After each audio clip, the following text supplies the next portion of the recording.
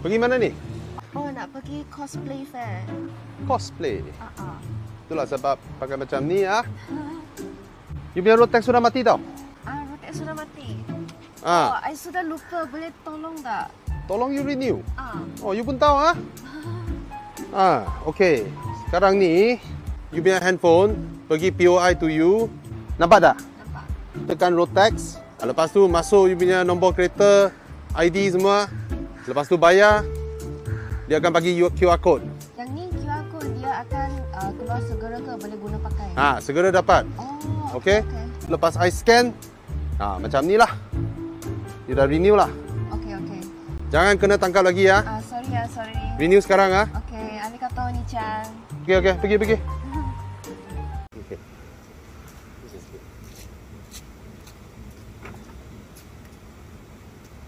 Hi guys, this is the long wheelbase 3 Series. Okay, I know there is a facelift that has came out globally. I don't know about you, but I prefer the pre-facelift. I think this one looks better. The facelift just to me looks a bit forced, but again, we will accept it like how everybody accept whatever the BMW designs in recent years. Okay, so the G20 needs no introduction. This variant here is, I'm reviewing this car from Malaysia, so it will be from the Malaysia perspective. It may not be available globally, I'm not sure, because these are all different, right? M Sport body kits, M Sport wheels, but there are no M Sport brakes, there are no M Sport suspension. That's about it, and that's an M Sport badge. Yep, that's my daughter, she wants to follow me. Right, and the wheels are decidedly small. Let's look at them. They're not big in any way. Pilot Sport 4S, no wonder. They work well. 18-inch. In this time and age, 18 feels like 16s, right? So this is called the 330Li because the wheelbase has been lengthened. Now these type of cars may not make sense in a lot of market, but in China, everyone wants an L version of whatever they buy. Alright, long wheelbase is always better for China market. Alright, so let's look at the boot space, if there are any difference. Wait, let's look at it. Literally no difference in terms of space. Okay, still a sedan. Oh, can't lift this up. Interesting. Anyway, and you see the boot pop open itself just now, but it's by no means powered. It's actually just spring loaded on the swan neck mechanism. And another example of how car makers now, I don't know, man, those days they don't look like that, right? You have the mechanism. I mean, in a way, having the latch over here instead of here requires wiring to go here to release it, right? But if the latch is over here and the hook is here, the wiring need not come up. That could be just my explanation, but I do not know why the change of it. Okay, and the cameras are here. Okay, let's come on to the party piece. So this is the party piece of this car. All right, longer rear doors. If I close them, you can take a look and see that the rear doors are actually longer than the front doors. In usual sedans, the front doors are longer than the rear doors. All right, let's come inside here.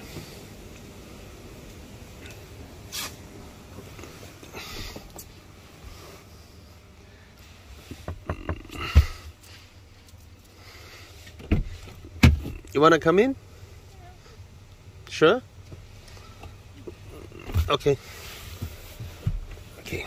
Don't interrupt me, okay? Okay. Alright. So you can see my feet is size 11 and a half. and there is considerable amount of space between the base. Darling, be careful, there are cars driving by here, so you don't walk out. So, sorry, as I was saying, even if your feet is, I don't know, size 12 or 13, it should be fine, right? The rails are pretty far away from the base of the rear seats, so suffice to say, it's pretty comfortable. And the bench of the rear seats are absolutely full length. Can you see that? It is full length. So it's a very nice rear seat. This has no actual use apart from lighting up, and this shows a tinge of sophistication. Alright, and then rear aircon vents, nothing special, 2 USB ports, and from the length of this tunnel alone you can see this is longer. Okay, let's look at this. Ooh, sophisticated. Alright, they just put a satin chrome surfacing on this, and it really brightens up the whole atmosphere of these rear seats. Okay, so the reason, look at this, the reason they design it this way, if you have a like a Coca-Cola can, you can put it here, and if you have a Red Bull can, you can do it like that. Alright, pretty smart. Oops, hope I don't break anything. Nothing much, but it's carpeted in here. No, it's not carpet, it's felt. Okay, pretty standard. And the rear doors, as you can see, they are super long. Okay, now how does it feel sitting here? To be honest, I would have hoped they make use of the extra space to kind of recline me a little bit. Alright, I'm seated higher than the front seats, but that's also because I sit lowest when I'm driving. Okay, but I am actually like half a head. I'm sitting half a head higher than the front passengers, so I get a very good view. Let me show you my vantage point. From my vantage point, it's here, my eye level. Alright, and up here you see a panoramic roof that is sort of like halfway. It does not go all the way to the back. Not easy to ask for this from a sedan. Alright, so it's very nice for a sedan with a panel roof, but the front passengers field of vision is not within that of the panoramic roof, because they'll be seeing up front. Whereas for the rear passenger, this is definitely in my field of vision, but what's above me is this. Alright, the roof liner. Now as for headroom, I get about like 2 fingers of headroom. Yeah, 2 finger. I'm 5'11". So yep. Yeah, I would have wished if they're making use of this extra leg room and knee room to make the rear seats a little bit more reclined, or having 1 or 2 steps of adjustment. But as a sedan, I cannot request that many things in a sedan. Alright, let's go to the front compartment later. Here they retract themselves softly, like how premium cars should be. Now the rear door pockets, unlike usual rear door pockets, where because the usual rear doors are shorter, this one, you know, they get to put like a big holder, but I kind of felt they should have just, you know, like just sectioned it so that we can use it ourselves, instead of, you know, putting an entire huge chunk of plastic just to let us put a bottle or something. Okay, this one doesn't pass through, so you can put your stuffs over here, and yep, you can put some stuffs over here. Let's go to the front seats. And are you driving? Can I sit here? I need to sit here, darling. Can you sit next to me? Okay. Is it okay? Yeah. All right. Okay, let's take a look here. You get some M Sport badges here to remind you that you paid a little bit more, but you don't get the adaptive suspension. Okay, and in terms of adjustability of seats, these are as basic as they can get. All right, just 4-way adjustable, or is it 6-way adjustable?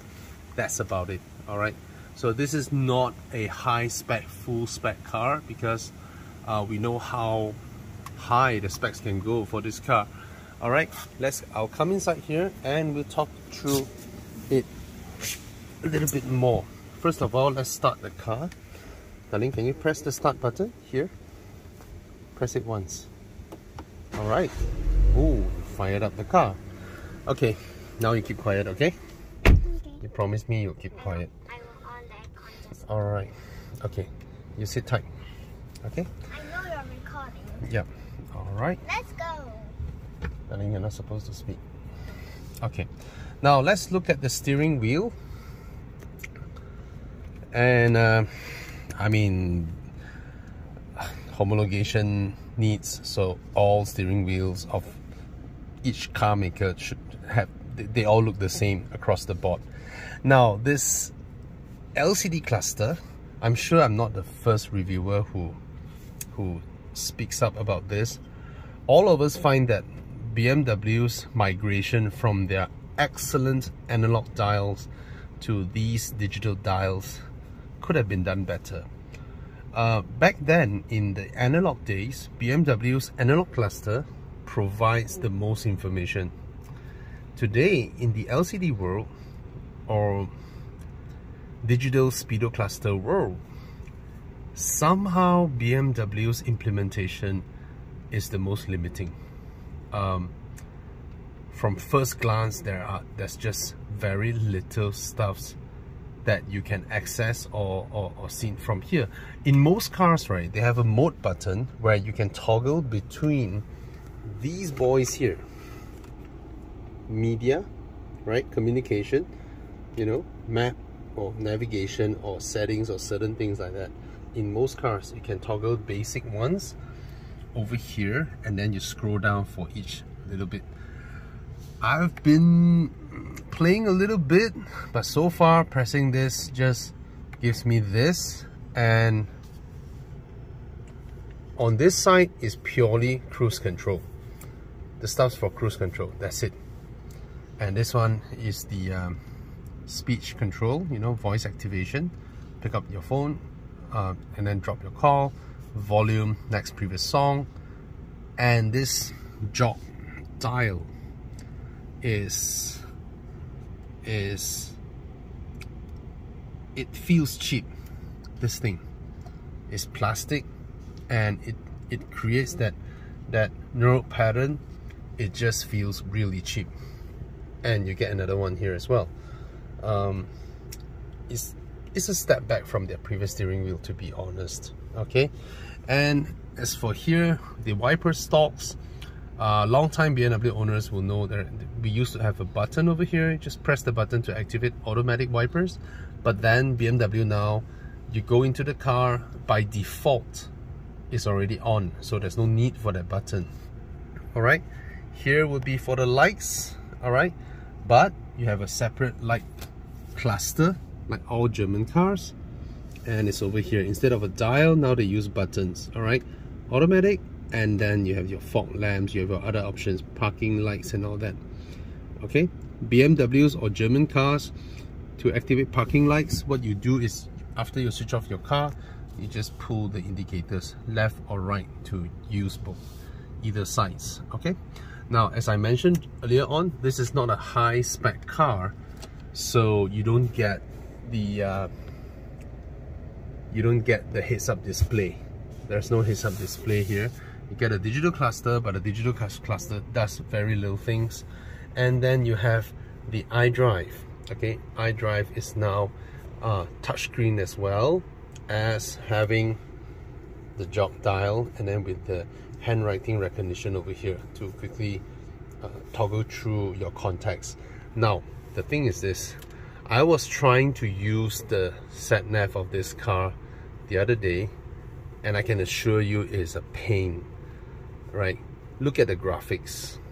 Is this graphic even acceptable in 2015?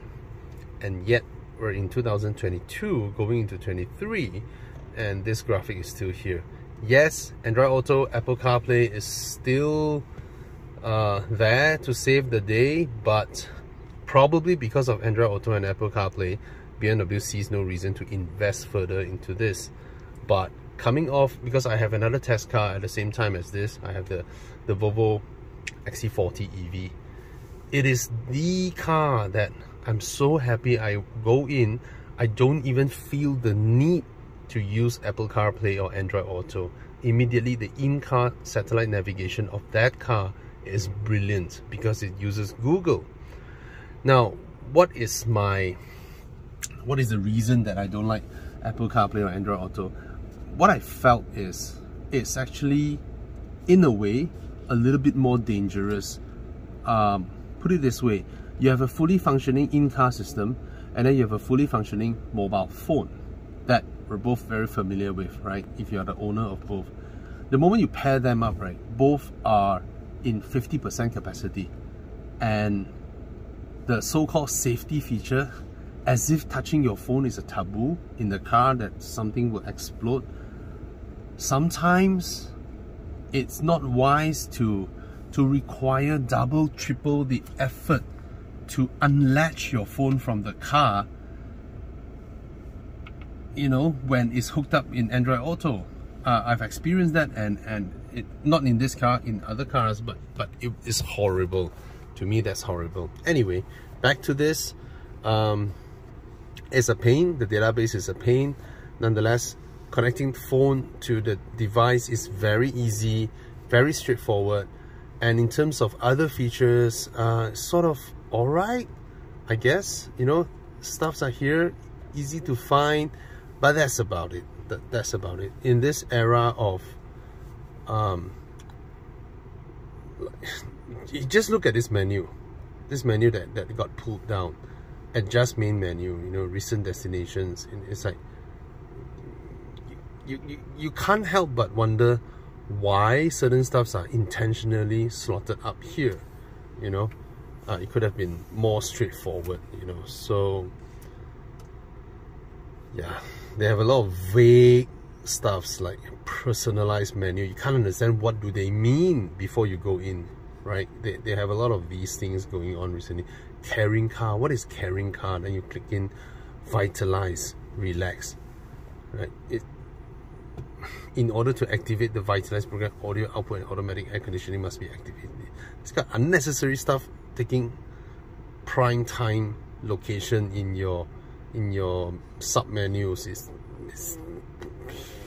And suddenly it changes to these options are below, and then they have graphics representing them above. Oh no, it doesn't. All of a sudden, all right, look at that. That's fancy, right? But throughout the car, you see. So I just want to point out the inconsistencies with iDrive. Anyway, what I'm really happy is that the aircon controls are right out here. So like my daughter, she got up the car, it's her first time, and immediately she can tell which button is to adjust the air conditioning, you know. So that's a very good thing. The other thing is, this has been long time in BMWs. The door lock and unlock buttons are like Volkswagen and Audis now. They're over here. They are no longer here, okay? So this one is now the intelligent safety system. So you get in your car, you start your car, it's activated, you know, automatic braking, lane keep assist, these things. All right, aircon vents, materials are nice. This one is unnecessarily too nice. All of a sudden, they have these two dials that are a bit difficult to rotate, but they feel good to the touch. Okay, Now all these satin chrome surfaces feels really good. They're cold to the touch, they don't feel like plastic, and these are soft touch. The materials, the fit and finish is very nice. Even this one, you can feel the pattern, very nice materials. And then this one, just give it a little bit of a push and then it glides open. Now this is the funny thing. Look at this panel here. All right, there's a little bit of light. Oops, let me try and brighten things up. Does it help? Oops, no it doesn't. Darling, do you have your flashlight? Yeah. Can you turn on your flashlight and point inside for me? Okay. Turn on your flashlight. Okay, point. Yes, thank you so much. You are a great assistant. Okay, look at this panel that's hiding inside here. Your first thought when you see those logos there and you touch it, it's a bit rubberized. You would have immediately think that this is a wireless charger, right? And then you put your phone there because you saw that those little signs there. And then after half a day, you bring your phone up, you're like, why is it still 50%? Then as you dig further, then you realize, even though this is a rubberized surface, even though this is a dedicated compartment that seems to fit mobile phones perfectly well, it is not a wireless charging pad. I'm sure there are other options in other variants that has this as a wireless charging, but this one is just for the NFC card. You know, the card that you get when you buy this car, then you can use it as a key. Yep, that's it. And it tricked me the first 2 days. I thought it was my phone's problem. I restarted my phone and all that. Then I realized it's not a wireless charging pad. There's a USB port here, so you can buy some wireless charging pad from Shopee or Lazada and then plug it in here, then you put it here. Then you have your wireless charging. Right, cup holders, nothing special here, and then you get a 12-volt socket. Okay, thank you, darling. You can switch off your flashlight now. Okay, coming to the gear lever. This is the gear lever of modern BMWs. If it's your first time owning a BMW, you can only blame yourself for getting richer later. Because the old gear knob that is shaped like a drumstick, chicken drumstick, we call that's the nickname for that. Actually, this one looks like, okay, this one looks like the drumlet from the chicken wings. All right, so you know which is better, right? This one pretends to be the drumstick, and that's the actual one. Anyway, that one gives a much better feel holding it, using it, touching it, even the materials. This one feels horrible actually. It's very plasticky, feels light, and it just feels hollow, you know, because the reason they did this is because it has the same underlying structure for the crystal gear knob for like the 8 series and all that, but come on, it's not nice. Okay, and this entire panel, the panel that houses the gear lever, houses the iDrive controller, they're all together now. Of course, probably in other cars you can see this migrated independently. All right, the whole panel is like touch sensitive. Older BMW owners would also know that BMW used to have really amazing buttons. When you press BMW buttons, I suspect this is one that feels like those days. Nope, this feels like Audi buttons now. I can't find a BMW button anymore in the entire car. Their buttons are fantastic. They feel good to the touch, fantastic to press, but now it's just one single panel. Alright, so this car you have Sport, Comfort, Eco Pro, but it's just for the throttle mapping and transmission and the brakes and all that.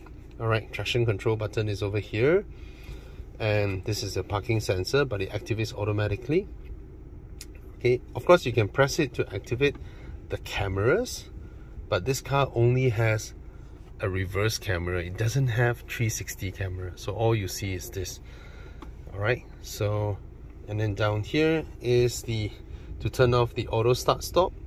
Now, even if you turn it off, later on when you start your car, this will be disabled, this will be disabled, this will be enabled back. Okay, it automatically reverts to that standard So if you switch it off, you switch it on again, they won't remember your settings and then maintain it, which is a good way, you know, to tell you what's best for you. All right, we have a LED light here, one USB-C port, and that's it. And then a rather spacious armrest compartment. You can put a tissue box here. All right, pretty all right. And then over here you get the glove box. Pretty standard, nothing special there. Up here we have the vanity mirror with lighting, and the materials are all right. Okay, and here we have the beautiful in-car ambient lights up here. It's pretty beautiful, and this pattern is repeated on the welcome lights on the doors when you walk near your car at night. This one is the SOS button, where, like I mentioned, any issue, any problems, imagine you call the cops. The cops ask you, where are you, middle of the night on the highway. You wouldn't be able to tell them, but when you press this button, the BMW center picks it up. They will know your exact location. All right, this is a very, very good system. Okay, and what else? BMW concierge service is no longer free. You need to apply for it. All right, you need to pay subscription for it. And here are the radio control buttons, touch sensitive buttons where you can create your own shortcuts, and then a dedicated knob for you to mute it. However, you do not have a button here to mute the stereo. You see, the funny thing is, look at this. It would be better, wouldn't it be better, if this is next previous song and this is volume, and then when you press the volume is to mute it? Wouldn't that be better? Anyway, no fancy sound system here, but they sound great. There's no Harman Kardon signings or Bowers and Wilkins or Bang & Olufsen or whatever, but then stock BMW stereos sound good. All right, so this is my review of the 330Li. I have a driving review, you can watch it. I have more than 1,000 car reviews in my channel if you want to look through it. So I always review cars by not reading about them first and then exploring them together with you and with my viewers with a point of view perspective, POV. All right, see you and say bye-bye. Bye-bye. All right, let's go swimming. Okay. All right. Hello there. This is gonna get cliche every single time we get behind the wheels of a BMW, right? It's a cliche saying, how nice it drives. I tell you, man, now that's a beautiful car. The C200 C-Class Coupe. Alright.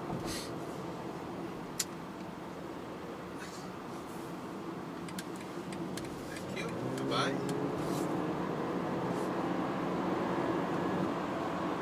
That's the thing with BMWs, you know. They're just nice to drive.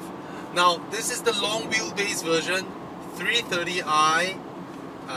That's why I'm still reviewing a G20. At first I was like, long wheelbase, huh? But after a while it's like, what long wheelbase? It's a G30. It rides like a G30. It's quiet like a G30. It has as much space as a G30. Basically the 5 Series. It's like a 5 Series.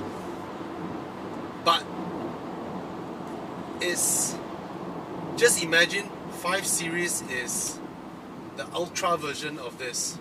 What's going on? Oh, police roadblock just to keep us safe. Or is it a slalom before we enter the tunnel? Anyway,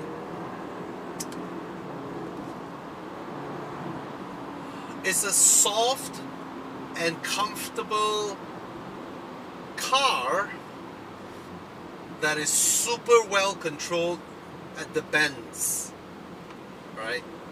It like is as if, how do I put this? This car is a bit like you put a very athletic person in tuxedos and dinner shoes and all that, you know, but he is still a very athletic person.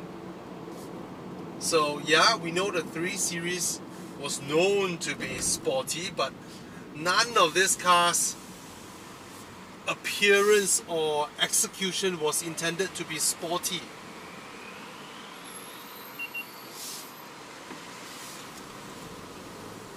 I'm at the sportier setting, and when I turn, it rolls, the body rolls. If I do my steering left and right a little bit, the whole body just goes like that, you know. But after driving it for a little while, you start to realize that this engine is very, very eager to be pushed. The transmission is smart. It knows when to hold its gears. Of course, you can pop it back to be a bit more civil, or you can push it there. I hate this new gear lever. It feels so cheap, plastic, compared to the old one. Well, I can complain as much as I like. BMW is gonna keep on making them, keep on selling them. Anyway, and see, I turn here, I do a late turn so you can see the body roll. But it's so well controlled, and you know the car holds itself there, and you have the confidence to just punch it through. Lovely car to drive, lovely car to drive. But the reality is this. Hence, this car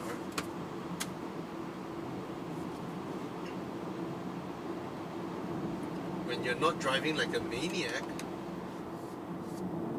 let me wind down the aircon. Okay? This is what you're gonna be doing daily, most of the time. Right? You'll be driving like that.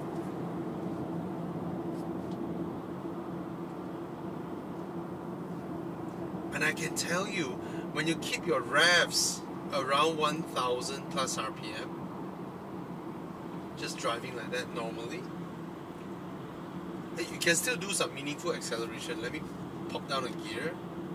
Okay. Alright. Some acceleration. Another gear down. 5th gear, 2000 RPM. Okay. I still don't feel much of the engine or hear much of the engine, but I get some meaningful acceleration just now. That's a beautiful Audi A8 W12. That is a W12 Audi A8 with a different grille. That's what I can tell. Holy, that looks good. May I?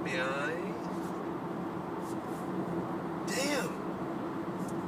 That is a beautiful limo. It's the previous generation, but it's the prettiest of the lot. It's prettier than... Oh, sorry, this is a 3 Series review. I forgot that. What a beautiful car. Damn. It just looks different when it rolls up from behind. That grille is something. Alright, let's go. What a beauty. What a beauty. Anyway. Yep. The car is... See, I have... At the same time that I have this car, I have the XC40 EV. And I can tell you... driving an EV for extended periods of time, right, is gonna shake the very foundation of your belief that you are a petrol head. Right? You need a new term. Yes, petrol heads needs a new term, because EVs are wunderbar. Wunderbar. They are fantastic. They're quiet. They accelerate. They are comfortable. And I just charged once. For the entire week, I only went out and charged once. And my car still has, like, today is Friday, and it still has about 55% in the battery. I'm sending my kids to school and back every day. It's like, damn. Groceries, buy food, tapao rojak. Anyway.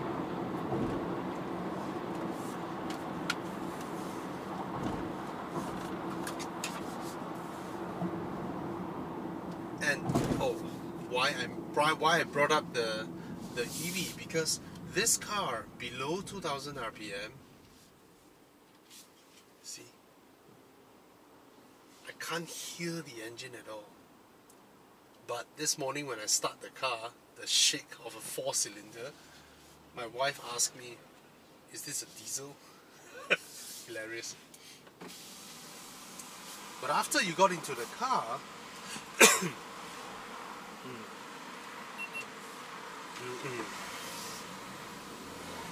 okay, you can hear that when I'm accelerating, but okay, no more tolls. My gosh, paying tolls in KL. Mad. Okay, anyway, done. Let's drive it like how I drive it, alright? Just chill and relax. And this car is so quiet, so smooth, so comfortable. And there's a panel roof. It's nice. But there are a lot of things that I don't like that I spotted, okay? I mean, probably I've mentioned it earlier on, but I'll mention again when we go through the details later, alright? The walk around review. But all in all, it is so comfortable, it is quiet, the engine is great, fuel consumption is great, transmission is wonderful, the sound system, I don't see any logos there, but to me they sound the same as those low-end Harman Kardon or Harman or Burmester or whatnot. They all sound the same. On this entry-level premium cars, they don't sound good. No, they don't sound extravagant. They are all good compared to normal cars, right? They're all good. Now, see, there's a E200. Oh, sorry. Okay. I give up. I thought it's a C or a S or whatnot. I give up. Anyway.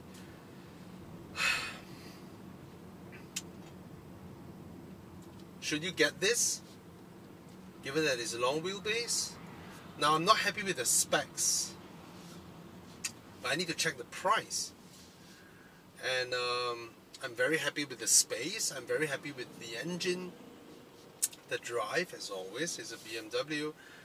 I'm not happy that there's a panel here that pretends it's a wireless charger, and then it trolls you. Yeah, it's a wireless troll pad.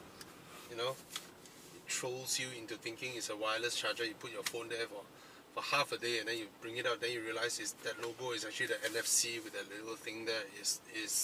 That's a joke, man. Anyway, yeah. But overall, still a damn good car. Even though it's long wheelbase, it still handles really, really well, drives really well, and I'm enjoying my time. I don't like the LCD cluster, I don't like this thing, I don't like the stupid navigation. I don't think iDrive is the best now. Simple, yeah, no problem. Sound system is alright. Yeah, everything is alright. I love the panel roof for a car like this. I don't like the seats. The seats are small. They are not very supportive. I'll go through the details later. Cheers. And the suspension is just so good. and smooth and quiet. Let's go to sport.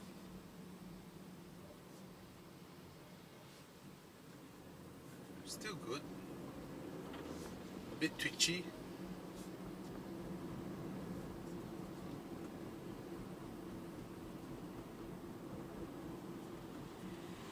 Just the gears dragging behind. When you go into sport,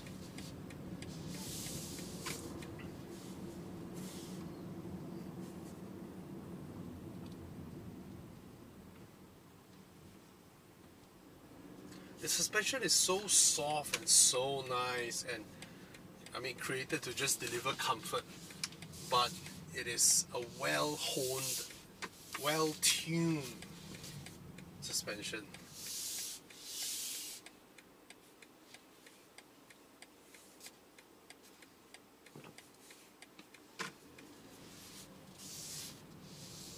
Lovely.